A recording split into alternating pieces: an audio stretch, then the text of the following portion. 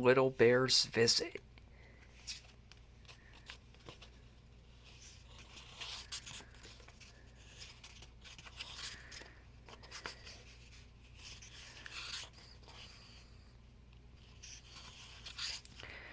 Grandmother and Grandfather Bear.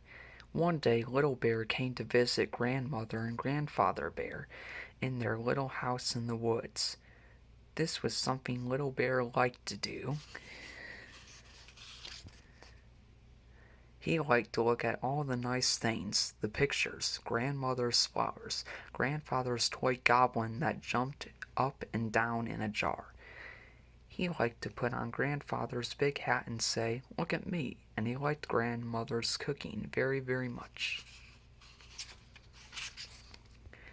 He had some bread and jam, cake and cookies, milk and honey, and an apple.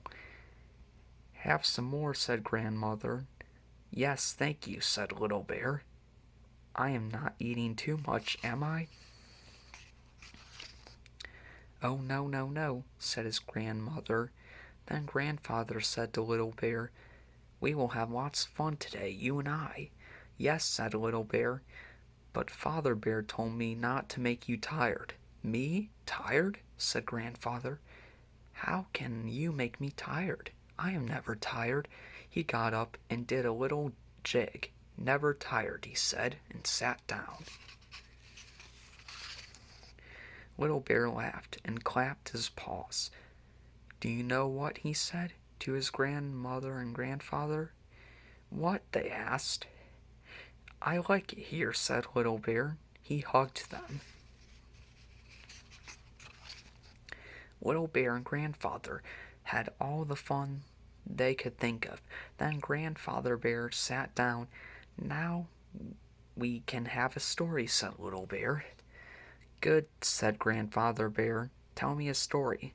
"No," Little Bear laughed. "You tell me one." "Then I must have my pipe," said Grandfather. Little Bear ran into the house, got the pipe, and ran back. But there was Grandfather fast asleep. "Ah," said Little Bear. He was sad, but not for long. He went looking for his grandmother and found her in the garden. "Cool, Grandmother. Tell him a story." Oh, yes, she could. She took Little Bear's paw. "Let us go to the summer house," she said. "It is cool there. Come, Little Bear, let's skip." "Oh, Grandmother," Little Bear laughed. "How you skip! You skip nicely, too," said Grandmother. They sat in the summer house. Little Bear said, "Tell me a story about Mother Bear when she was little cub. About Mother Bear and the robin. I like that story." "Very well," said Grandmother, and so she began. Mother Bear's Robin. One spring day, when Mother Bear was little, she found a baby robin in the garden. Baby robin too little to fly. "Oh, how sweet you are," she said. "Where did you come from?" "From my nest," said the robin. "And where is your nest, little robin?" asked Mother Bear. "I think it is up there," said the robin. "No, that was a bluebird's nest. Maybe it is over there," said the robin. "No, that was an oriole's nest." Mother Bear looked all over, but could not find a robin's nest. "You can live with me," she said. "You can be my robin." She took the robin in the house and made a little home for it.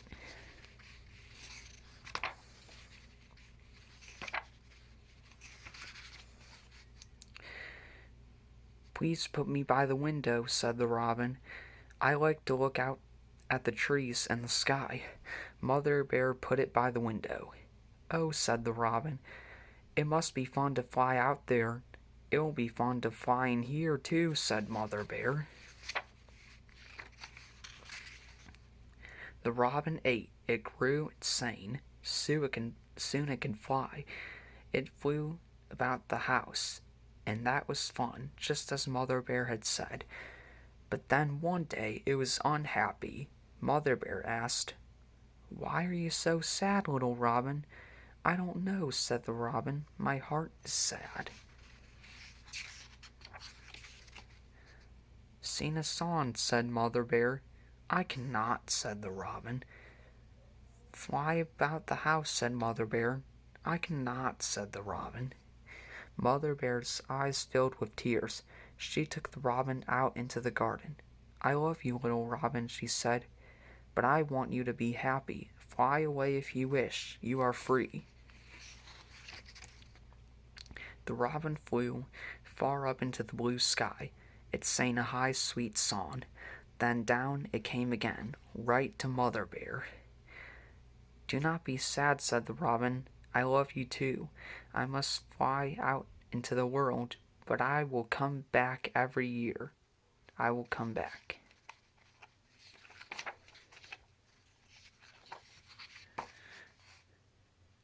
So Mother Bear kissed the robin, and it flew away. And it came back, Grandmother, didn't it? "Oh, yes, little bear, it came back. And its children came back, and its children's children. Here's one now." "Ah," said Little Bear, "I would have let the robin go free too, Grandmother, just as Mother Bear did." "Hurrah!" cried Little Bear. "Here's Grandfather." "Then it is coffee time," said Grandmother. She went into the house. Grandfather looked at Little Bear. Little Bear looked at Grandfather. They both laughed. "How about a goblin story?" asked Little Bear.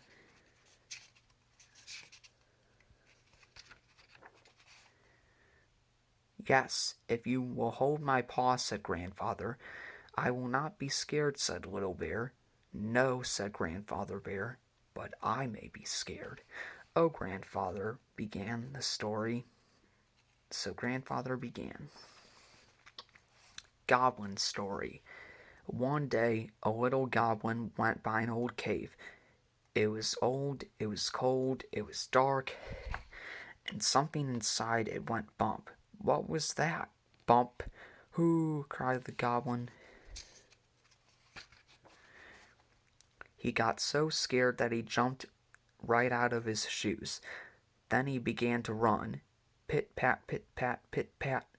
What was that? Something was running after him.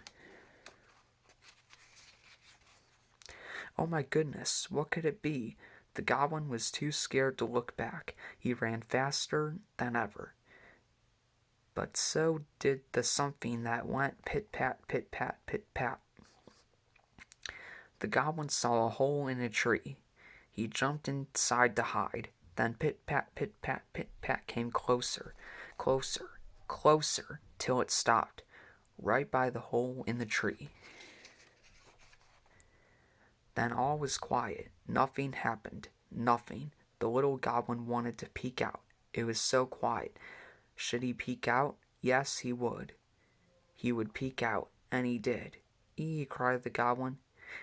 Do you know what he saw? He saw his shoes, his own little shoes, and nothing more. "Goodness," said the goblin, hopping out of the tree. "That old bump in the cave made me jump right out of my shoes. But they came running after me, didn't they? And here they are." He picked up his shoes, hugged them, and put them back on. "Good little shoes," said the goblin. "You didn't want to stay behind, did you?" He laughed. "Who cares about an old bump, anyway?" he said. So he snapped his fingers and skipped away. "Just like that," said Grandfather. "I can't jump out of my shoes," said Little Bear, "because I don't have any," he chuckled. "That's how I like it." Not tired. Little Bear lay on the sofa. He was waiting for Mother Bear and Father Bear to come to take him home. He said to himself, "I am not tired. I can shut my eyes, but I will not go to sleep. I am not at all tired." He shut his eyes. He heard a door open. He heard Mother and Father Bear say hello to Grandmother and Grandfather. He heard them come to the sofa, but he did not open his eyes. "Ah," said Mother Bear, "he is sleeping. How sweet he is." Father picked up Little Bear and said, "Yes, he is a fine little cub. Tomorrow I will take him fishing." "Look at him," said Grandmother. "He is such a good little one." "And clever, too," said Grandfather. Just like me, they laughed. Little Bear opened his eyes. He said to Father Bear, "Will you really take me fishing?" "You scamp," said Mother Bear to Little Bear. "You were not really asleep. You heard about going fishing. You heard all we said about you.